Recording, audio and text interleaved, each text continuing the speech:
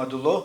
روبر کنونی اوانگارد در فیسبوک از نام این سازمان به مقامات حفظ حقوق تاجیکستان نزدیک از همه طرفداران اوانگارد دعوت کرده است که برای نمایش دادن نیروی جوانان و مردم سربلند کشور تا صحنه 22 ایول خود را در مقامات حفظ حقوق شهر و ناحیه ها نامنویس کرده صحنه ذکر شده یعنی 22 ایول ساعت 4 صبح در قطار مقامات حفظ حقوق کشور برای حمایه وطن صف آرایند. در این دعوت گفته می شود که اوانگارد همه وقت در پهلوی مردم سربلند کشور و پیشوای ملت بود هست و می ماند و ما همه برای حمایه وطن عزیز خود آماده می باشیم و آن را محافظت می کنیم.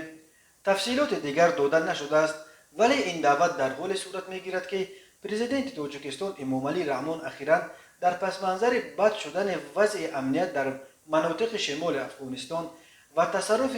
بیش از 900 کیلومتر از 1370 کیلومتر مرز افغانستان با تاجیکستان از جانب جنگجویان طالبان به وزیر مدافع شیرعلی میرزا امر داد که 20,000 نفر را از حساب سربازان ذخیروی به حفظ مرز با افغانستان سفربر کنند. حالا در سراسر جمهوری بنا به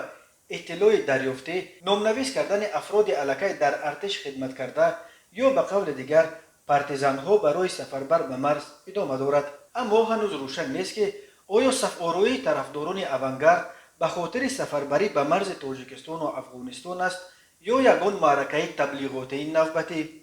اوانگارد یک سازمان نزدیک به برخی دایره‌های وزارت کارهای داخلی تاجیکستان است که سال 2015 تأسیس یافته است و به گفته فیروز محمدالله